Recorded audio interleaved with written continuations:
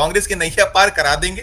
क्या लग रहा है आपको? आपके इश्यूज क्या क्लिक कर रहे हैं इस वक्त? भाजपा की नाकामियां, ये सब 10 साल का उनका मिसरूल, आज मुद्दे बहुत ज्यादा हैं और ये मुद्दे वो हैं जो हमारे आम हरियाणा वासी को छूते हैं। मोदी जी को बहुत देख लिया है लोगों ने और मोदी जी के पास अब कोई नई बात बची नहीं है। मोदी जी ने जाकर विदेशों में जाकर कांग्रेस पर अटैक किया सबसे ज्यादा, सबसे पहले। मोदी जी ने बहुत बड़े सपने दिखाए लेकिन लोगों की जिंदगी में क्या बेहतरी लाए वो दिखा नहीं। भाजपा ने 10 साल दिखाया है हरियाणा में।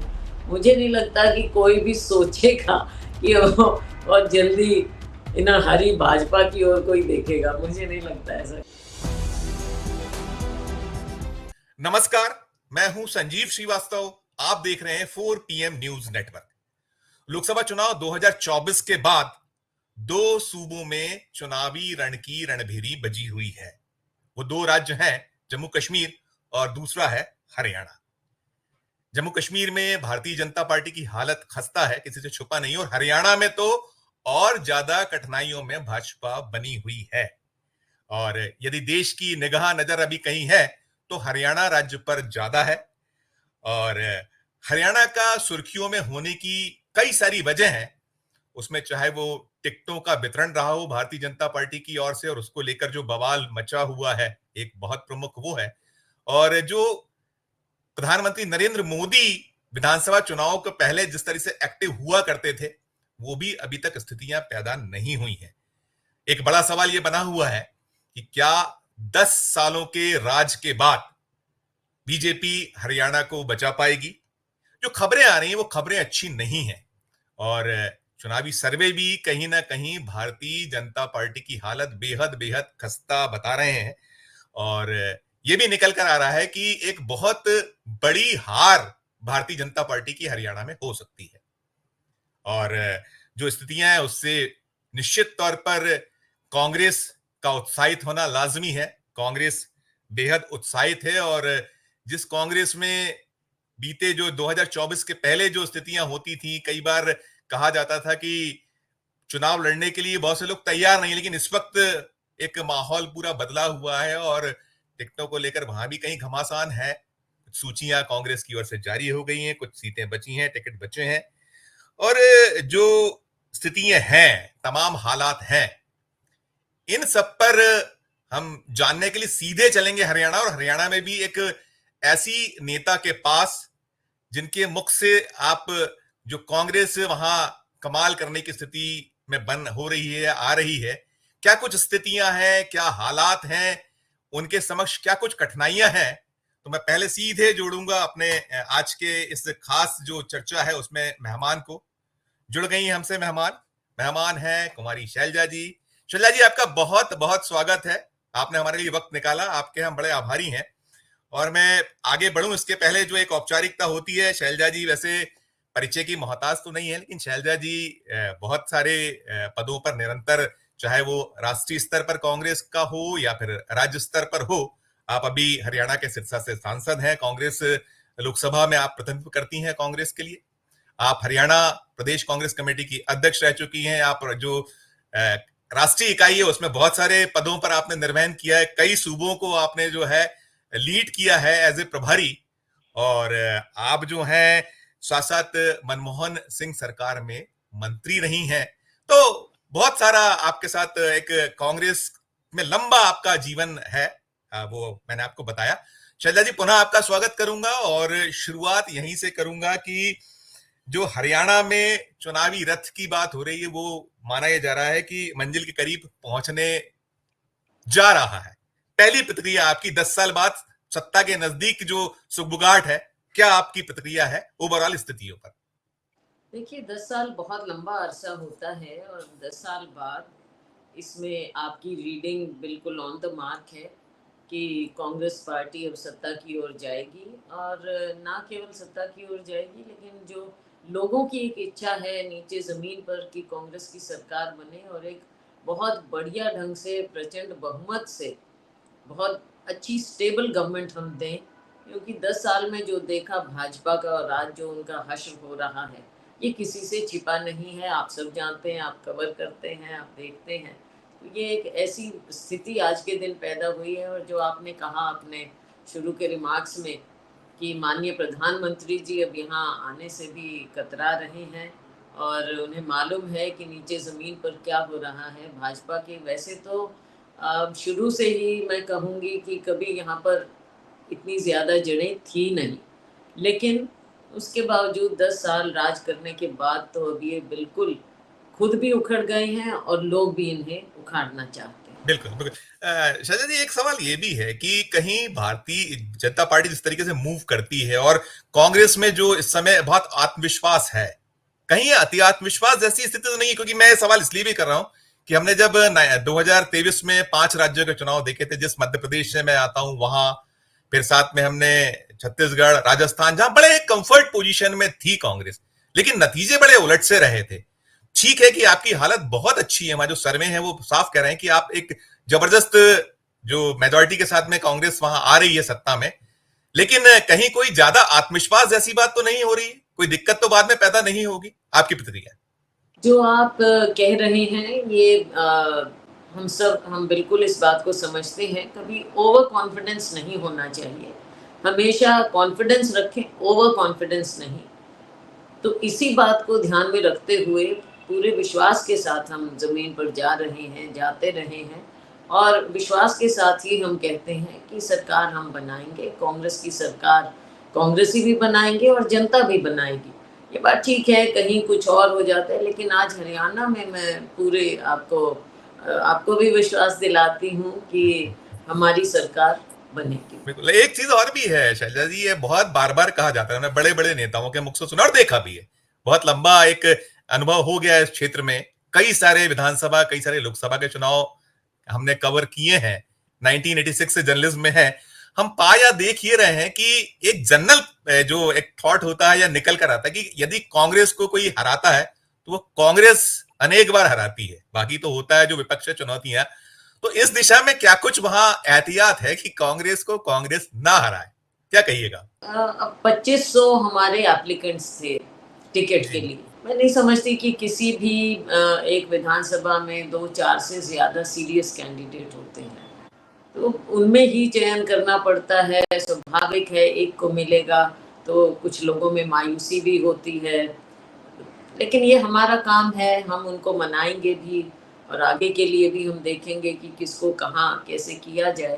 क्योंकि पार्टी, कांग्रेस पार्टी 10 साल जो ऑपोजिशन में रही, हमने लोगों से, जो हमारे वर्कर हैं उन्होंने ज़मीन पर काम किया है और उनकी उम्मीदें भी हैं। ये सारी बातों को ध्यान रखते हुए उनको भी हम विश्वास में लेंगे और यही आगे ध्यान करना होगा कि सरकार बने तो हम अपने इन सभी लोगों को, वर्कर हैं और उचित स्थान उनको मिले, मान सम्मान मिले। तो ये एक हिस्सा है इसका कि टिकटार्थी ज़्यादा होते हैं, एप्लीकेंट ज़्यादा होते हैं, ये उनका हक है, उनका अधिकार है टिकट मांगना। लेकिन मैं उन्हें हमेशा कहती हूँ कि ये अधिकार आपका है यहाँ तक, लेकिन बाद में जो फैसला होगा वो एक पर ही होगा, तो उसको भी हम सब मान्य करें और सब मेहनत करें। तो ये जो आपको चुनौती लगती है, ये चुनावों में हर बार होती है, लेकिन इसको हम ज़रूर काबू करेंगे और आपको इतना ज़्यादा वो नज़र नहीं आएगा, क्योंकि सबको ये उम्मीद भी है कि कांग्रेस की सरकार बनेगी। इसके विपरीत भाजपा में जो आपको दिख रहा है 10 साल सरकार होने के बाद, आज जो वहाँ पर एक भगदड़ भी कहिए या कुछ भी कहिए, उनमें निराशा है और जो एक फाइटिंग मशीन होनी चाहिए वो उनकी नहीं है। तो बहुत ज़्यादा मैं ये नहीं कह रही कि कांग्रेस में ये, उनमें ये, लेकिन क्योंकि वो सत्ता पक्ष है, वो बहुत ज़्यादा कमज़ोरी में आ चुके हैं, जनता का विश्वास भी खो बैठे हैं और हम एक विश्वास के साथ आगे बढ़ रहे हैं। बिल्कुल बिल्कुल। क्या मुद्दे आपको लग रहे हैं? एंटी इनकम्बेंसी तो जबरदस्त तरीके से ये सूचनाएं बार बार निकलती हैं, हम लोग जो निरंतर उसको देख रहे हैं या पा रहे हैं, लेकिन क्या सिर्फ एंटी इनकम्बेंसी या भारतीय जनता पार्टी के आपसी झगड़े विवाद ये कांग्रेस की नैया पार करा देंगे? क्या लग रहा है आपको? आपके इश्यूज क्या क्लिक कर रहे हैं इस वक्त, वो भी थोड़ा सा बताइए। आपने बिल्कुल ठीक बात कही है कि अपने आप में केवल एक चीज़ नहीं हो सकती। भाजपा की नाकामियाँ, ये सब 10 साल का उनका मिसरूल, ये जो हम कहते हैं कुशासन रहा, तो वो एक तरफ है। उन्होंने बिल्कुल जैसे लोगों को आज के दिन ठगा हुआ महसूस होता है कि 2-2 बार हमने एक पार्टी को मौका दिया, ये सुधरे नहीं, लोगों के लिए कुछ किया नहीं, कोई लोगों के साथ लोगों के बीच में जाने की इनकी हिम्मत नहीं, कुछ सरकारी काम कोई ढंग से होते नहीं थे किसी को, बल्कि इनके खुद के मंत्री और विधायक वो खुद दुखी होते थे, खुद बोल देते थे सार्वजनिक रूप से कि हम क्या करें, कोई सुनता नहीं है, यहाँ पर चलती नहीं है, तरह-तरह की बातें थी। तो ये एक नेगेटिव तो एक तरफ है ही कि जी जी। लेकिन अपने आप में कांग्रेस पार्टी में भी 10 साल हमने सबने काम किया है ज़मीन पर, ठीक है। कोई अपने ढंग से करता है, कोई अपने ढंग से करता है, लेकिन सबने कांग्रेस में काम किया है और कांग्रेस के वर्कर साथ में जुड़े हैं, उन्होंने ज़मीन पर मेहनत की है। तो इन सब चीज़ों को देखते हुए और जो आपने आखिरी बात जो कही थी मुद्दों की, आज मुद्दे बहुत ज़्यादा हैं और ये मुद्दे वो हैं जो हमारे आम हरियाणा वासी को छूते हैं। चाहे वो हमारे ग्रामीण क्षेत्र में देहाती गाँव में रहने वाले, चाहे गरीब मज़दूर हैं, किसान हैं, नौजवान है जो शहर में भी है, गाँव में भी है, पढ़ लिख कर आगे आता है, इच्छा रखता है, उसके माँ-बाप इच्छा रखते हैं कि बच्चों को पढ़ाया है, लड़कों को, लड़कियों को आगे वो बढ़ें, उनका भविष्य क्या होगा और इनके साथ-साथ हमारा भविष्य, हमारा बुढ़ापा क्या होगा। बेरोज़गारी एक बेहद बहुत बड़ा मुद्दा हरियाणा में बना हुआ है। इसके चलते हमारे कुछ क्षेत्र ऐसे हैं हरियाणा में जहाँ से लोग पलायन भी कर रहे हैं, विदेशों में जा रहे हैं। एक बहुत बड़ा ये एक पहलू है। दूसरा किसानों का आपने खुद देखा कैसे वो आंदोलन करते रहे। गरीब आदमी को कुछ मिला नहीं। आज भ्रष्टाचार इतना ज़्यादा है हरियाणा में, आपको लगेगा कि शैलजा कह रही है भ्रष्टाचार ये हमेशा मुद्दे हैं कि लेकिन क्या कैसे?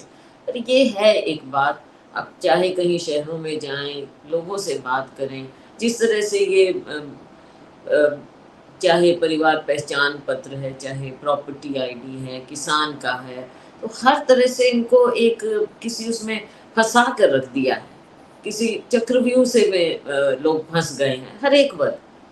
अगर आप सरकारी मुलाज़िमों की बात करें, आप देख लीजिए उनके साथ क्या बर्ताव होता रहा, धरना, जुलूस कुछ कर नहीं पाते थे, उन पे लाठियाँ बरसाते, सरपंचों पर लाठियाँ बरसी हैं, वो धरनों पर बैठे, हमारी आशा वर्कर हैं, हमारे हेल्पर्स हैं, ये सब हैं आंगनवाड़ी वर्कर्स हैं, ये सब हर वर्ग को आज के दिन आप देखिए, तो हमने इन सब के लिए तो दोनों बातें हैं, कांग्रेस पार्टी इन मुद्दों को देखते हुए आगे के लिए हम इनसे कैसे जूझेंगे, ये भी हमने दिखाना है। अभी हमारा मैनिफेस्टो भी आएगा, इन सब बातों को हम लोगों के सामने रखेंगे। लेकिन मुख्य बात ये है कि लोगों का विश्वास भाजपा से उठ चुका है और लोग उम्मीद कांग्रेस से लगाए हुए हैं। आपको लग रहा है ये चुनाव सीधे सीधे मोदी वर्सेस राहुल जी हो गया है? राहुल गांधी जी जिस अंदाज में प्रस्तुत हुए हैं, जो इश्यूज वो उठा रहे हैं, आप देखिए अमेरिका में है तो उसको लेकर भी तकलीफ भारतीय जनता पार्टी होगी, ये वो कह रहे हैं देशद्रोह वो कर रहे हैं। वो ये सब कितना आपको अपने पक्ष में, कांग्रेस के पक्ष में ज्यादा ताकत के साथ जाता दिखता है? क्योंकि आपने कहा मोदी अब कहीं ना कहीं चेहरा दिखाने की स्थिति, हालांकि 14 सितंबर को आ रहे हैं, वो शुरुआत करेंगे कुरुक्षेत्र से, तो दोनों पर आपकी कुरुक्षेत्र आएंगे तो क्या आपको उम्मीदें हैं? क्योंकि पोलराइजेशन बहुत होता है, पोलराइजेशन के अलावा उनके पास कोई विकल्प बचा नहीं है, वो कुछ काम आएगा क्या आएगा? दोनों तीनों पे आपकी छोटी छोटी टिप्पणी है, हो जाए तो अच्छा है। जी, पहली बात मोदी जी वर्सेस राहुल जी वाली बात मुझे आज के दिन नज़र नहीं आ रही है, क्योंकि मोदी जी को बहुत देख लिया है लोगों ने और मोदी जी के पास अब कोई नई बात बची नहीं है, चाहे आप लोकसभा में मतलब संसद में देखें, कहीं देखें। और राहुल जी ने जो सटीक बातें और सीधा एक स्टैंड लिया है, आज ना भाजपा के पास, ना मोदी जी के पास उसका जवाब कहीं नज़र नहीं आ रहा। और जो ये बात कहते हैं कि विदेश में जाकर, आपको मैं याद दिलाना चाहूँगी कि इसकी शुरुआत माननीय प्रधानमंत्री जी ने खुद की है। विदेशों में जाकर और प्रधानमंत्री होते हुए बहुमत से प्रधानमंत्री बने, पहले टर्म में ही माननीय प्रधानमंत्री जी ने, मोदी जी ने जाकर विदेशों में जाकर कांग्रेस पर अटैक किया सबसे ज़्यादा, सबसे पहले। तो ये बात ये नहीं है कि उन्होंने किया इसलिए हम कर रहे हैं, लेकिन अगर वहाँ पर हमारा डायस्पोरा है, प्रवासी हैं, उनके सामने सही बात राहुल जी क्यों नहीं रखेंगे? वहाँ जाकर बताएँगे देश में क्या हो रहा है। और ये भी बात है कि मोदी जी का मोह भंग हो चुका है, चाहे हमारे देश में हो, चाहे विदेशों में प्रवासी हों या दूसरे फॉरेन पॉलिसी पर मैं टिप्पणी नहीं करूंगी, लेकिन वहां पर आप लोगों को देखिए, लोगों का इंटरेस्ट। अब राहुल जी जो बात करते हैं, अब मीडिया, सोशल मीडिया, मीडिया तो खैर क्या दिखाए, सोशल मीडिया में आप देखते भी हैं कि राहुल जी का जो इंटरैक्शन है वहां पर, तो राहुल जी का जो एक पर्सनल टच है वर्सेस मोदी जी का इवेंट मैनेजमेंट, इसमें बहुत फर्क है। विदेशों में भी आप देख लीजिए और देश में भी देख लीजिए। तो आज के दिन ट्रैक्शन भी देखिए सोशल मीडिया पर, और वैसे राहुल जी की बहुत ज्यादा है। तो ये तो एक वर्सेस वाली बात जो आपने रखी है वो है। और मुद्दों की बात रही, इन्होंने हमेशा बांटने की बात की, चाहे धर्म पर, हरियाणा में धर्म राजनीति हर तरह से कोशिश की, लेकिन वो बात अब लोगों में बहुत थक चुके हैं। लोगों को असली बात चाहिए, लोगों को चाहिए कि हमारे लिए सरकार कुछ करे, हमारी जिंदगी बेहतर बनाए। मोदी जी ने बहुत बड़े सपने दिखाए, लेकिन लोगों की जिंदगी में क्या बेहतरी लाए वो दिखा नहीं। और जो राहुल जी कहते हैं, ये 2-3 घराने, अडानी, अंबानी, ये लोगों को सच्चाई सामने नजर आ रही है ना, इसलिए लोग विश्वास कर रहे हैं। और विश्वास उसी का करते हैं जिसकी बातों में लोगों को लगता है कि वो हमारी बात कर रहे हैं। मोदी जी लोगों की बात नहीं करते, केवल अपने मन की बात करते हैं। एक और डर्टी पॉलिटिक्स जबरदस्त ढंग से होती है। अभी हमने ये भी पाया, आज ही हम देख रहे थे कि कुमारी शैलजा जी ने कांग्रेस छोड़ दी है। इस तरीके की भी जो गेम होता है, वो सब जो माइंड गेम या जो एक दूषित राजनीति है, वो सब हो रहा है। कहिएगा आप, आज बड़ा एक पुराना आपका शायद वीडियो है, वो 2-1 साल पुराना कुछ है जिसको आज चल रहा है, उस पर आपकी छोटी सी इस्तीफा, मेरा इस्तीफा कब? ऐसा कुछ एक चल रहा था, कुछ पुराना, नहीं, कुछ पता नहीं कहाँ। ये हो सकता है कि जब मैं पीसीसी प्रेसिडेंट थी, तो जब वहां से स्टेप डाउन हुई तब मैंने इस्तीफा दिया था। वो ही एक मौका था, और तो कई साल हो गए हैं उस बात को। इस्तीफा, देखो, ये पार्टी में मेरी पार्टी है, मेरा नेतृत्व है, तो मेरा तो ये अपना घर है। इसमें इन चीजों का कोई, आप जो कह रहे हैं अभी डर्टी पॉलिटिक्स, कोई कुछ भी खेले, जो लोग मुझे जानते हैं, लोग मेरी पृष्ठभूमि, राजनीतिक पृष्ठभूमि, सबको मालूम है कि शैलजा और कांग्रेस में कोई फर्क नहीं है। ये इस तरह की बातों का कोई मायने नहीं होता। बाकी तो मैंने इसलिए डर्टी पॉलिटिक्स का। जी जी, जी ये we have to be prepared. ये कोई मुझे फर्क नहीं पड़ता। जी जी जी। दूसरा ये है कि जैसे अभी इंडिया अलायंस का जो पार्टनर है, आपसे बात अभी नहीं बन पाई है, चर्चाओं का दौर जारी है, निकल रहा है, लेकिन इन बिटवीन उन्होंने अपने कैंडिडेट घोषित किए हैं। तो ये कहीं कोई कठिनाई पैदा कर सकते हैं, करेंगे यदि अगर नहीं होता है सीटों को लेकर समझौता, और भी जगहों पर आपने फाइट हुई है, तो कुछ क्या आपको उस मोर्चे पे दिखाई पड़ रहा है? देखिए, मुझे इसके बारे में कुछ ज्यादा जानकारी नहीं है, क्योंकि ये एक लेवल पर बातचीत हो रही थी। और जी जी अब क्या कारण है क्या नहीं, इसके बारे में देखो, केंद्र में तो हमारा अलायंस है ये। और अगर स्टेट में बात बनती है या नहीं बनती है, तो इसमें कोई बिटरनेस नहीं होना चाहिए, क्योंकि एक लेवल पर तो अलायंस जारी है हमारा। ये अपना अपना, हर राज्य में, ये पहले भी बात हुई थी कि हर राज्य में अलग ढंग से फैसले होंगे। यहाँ पर कोशिश की गई, अब वो सिरे चढ़ी नहीं चढ़ी उसमें कोई बात नहीं है। लेकिन जहाँ तक कि ज़मीन की बात है और इस चुनाव की बात है, ये मैं आपको कह सकती हूँ कि अगर फैसला हो साथ चलने का, तो कोई उसमें ऐसी बात ऊपर के लेवल की है। लेकिन ना भी हो तो कोई विशेष अंतर नहीं होगा, इसमें फर्क पड़ने वाला नहीं है। कांग्रेस पार्टी अपने दम पर बहुत अच्छे से चुनाव ये लड़ रही है और लड़ेगी।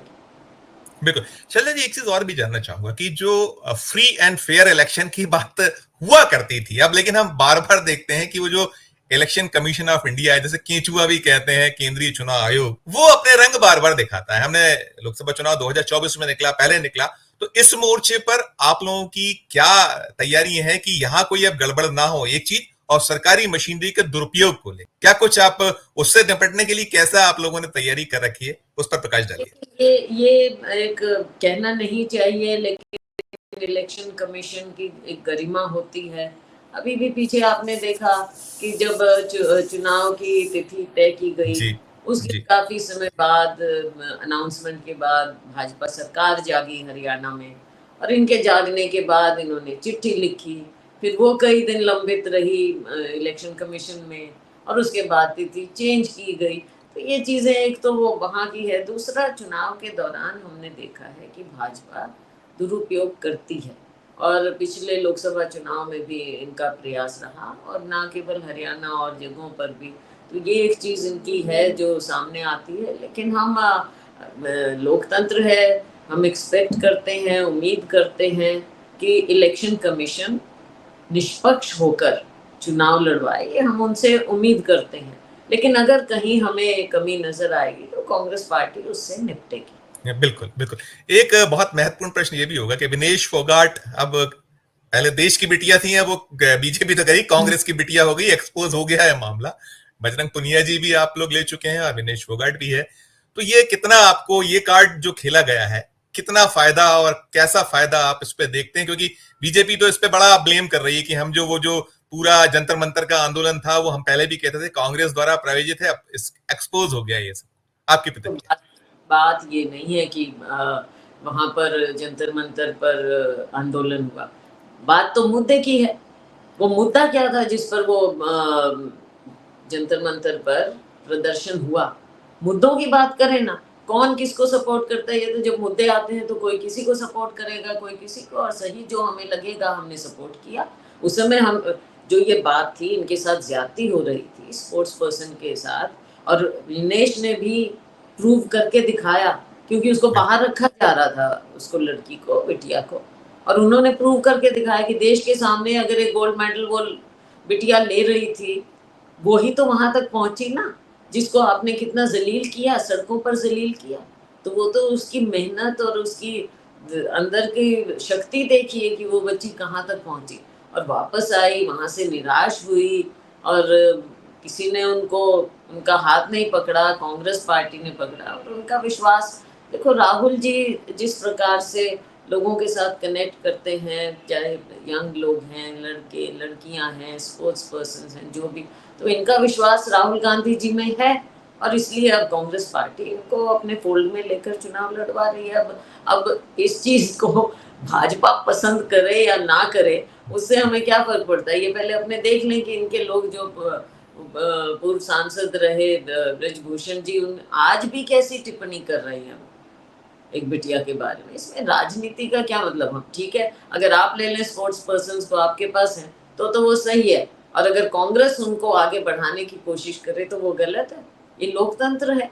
बिल्कुल बिल्कुल। मैं पुनः लौटूंगा जो मैंने एक सवाल किया था कि कांग्रेस को कांग्रेस हराती है। अभी जो एक मंजिल दूर है, अभी आपको सरकार बनाने के लिए वोटिंग भी होना है, मतगणना भी होनी, सारा कुछ, लेकिन ये निकल कर आने लगा है कि वहां अभी मुख्यमंत्री पद को लेकर एक खींचतान होने लगी है बड़े नेताओं में, और उन नेताओं में कहीं आपको भी मुख्यमंत्री के तौर पर देखा जा रहा है, कई सारे दावेदार हैं। क्या आपकी टिप्पणी होगी इस मसले पर? शैलजा जी मुख्यमंत्री पद के दावेदारों में दौड़ में शामिल हैं, क्या स्थिति है, वो चुनाव लड़ेंगी नहीं लड़ेंगी, क्या सब पर आपकी टिप्पणी? हाँ, ये तो क्लियर हो जाएगा, आजकल में क्लियर हो जाएगा, क्योंकि ये हाईकमांड के ऊपर है बात कि वो चुनाव किसको, कैसे, कहाँ, क्या लड़वाना चाहते हैं। तो ये तो अब उनके उनके ऊपर है, जो फैसला होगा वो हमको सबको मान्य होगा। बाकी देखो हर हर स्टेट में और हरियाणा में भी, इसमें भी कोई मैं तो खराबी देखती नहीं। अगर दावेदार हैं तो उसमें क्या खराबी है? हमारे पास दावेदार तो हैं कम से कम। इनके पास तो दावेदार ही नहीं, कहाँ कहाँ से ये उठा उठा के मुख्यमंत्री बनाते हैं। इनके पास नेता नहीं है, भाजपा के पास मुख्यमंत्री ये बना देते हैं लोगों से जिनका कोई कनेक्ट नहीं। किसी ने कोई धरना जुलूस कभी कुछ किया है क्या? लोगों के बीच में गए, मुख्यमंत्री बने, फिर अपनी जगह छोड़कर दूसरी जगह चले जाते हैं। तो ये छोड़ दीजिए उनको। हम आपस में देखो, हर हर पार्टी में, हमारे यहाँ हर पार्टी में उसमें होता है ये। और कांग्रेस तो लोकतांत्रिक पार्टी है, सबकी सुनवाई है, आखिरी फैसला तो हाईकमांड का है। इसमें अपनी अपनी रखने में क्या क्या खराबी है, क्या दिक्कत? नहीं, आप जो संकेत दे रही है, चेहरा पहले घोषित होने की संभावना है, संकेत बन रहा है कि वो ना बाद, क्या अभी अभी नहीं, बाद नहीं जाएगा वो? नहीं, मैं बताऊं, देखो हमारी एक परंपरा रही है कांग्रेस पार्टी में, और शायद कुछ और पार्टीज में भी रही हो, कि चुनाव से पहले हमारे यहाँ जब हम ऑपोजिशन में होते हैं तब मुख्यमंत्री चेहरा अमूमन सामने नहीं रखते। हाँ, जब मुख्यमंत्री कोई होता है तो ही और शी विल लीड, वो भी एक स्वाभाविक बात है। लेकिन चुनाव से पहले ऑपोजिशन में होते हुए पहले चेहरा नहीं बताते हैं, बाय एंड लार्ज कभी ऐसा बहुत कम कभी आपने कहीं हिस्ट्री में देखा होगा, लेकिन कांग्रेस में हम पहले नहीं बना। एक एक बहुत ईमानदारी से कठिनाई किस लेवल पे अभी है, बहुत ईमानदारी से एंटी ये है बीजेपी की तरफ से, क्या आप कौन सा जो है कोई बहुत सख्त चुनौती आप पा रही कि इस पे भी पार पाना चाहिए, कुछ ऐसा लगता है आपको? नहीं, मैं ज़्यादा ओवर कॉन्फिडेंस से तो नहीं कहूँगी, लेकिन ऐसी बात लगती नहीं है। बस अब यही है कि हम ज़मीन पर उतरें और चुनाव लड़ें, सबको साथ लेकर चलें और निश्चित तौर पर जीत हमारी बहुत बढ़िया ढंग से होगी। बस अब वही 2-3 दिन की बात है, 2 दिन बचे हैं नामांकन के, सब बातें क्लियर हो जाएँगी और सब लग जाएँगे अपने-अपने काम। अंतिम सवाल आपसे करूंगा, जो एक बयान निकल कर आया था हरियाणा से जिसकी बहुत चर्चाएं देश भर में हुई थी, कि कहा गया था कि भले ही कांग्रेस सरकार बना ले, लेकिन कुछ समय बाद फिर बीजेपी सत्ता में होगी, केसरिया लहराएगा, यानी वो ऑपरेशन लोटस। उसे लेकर क्या आप लोग के मन में कुछ चिंता, भय या कुछ इस तरीके की कोई तैयारी की इस तरीके से अब ना हो? आपकी टिप्पणी शैलजा जी।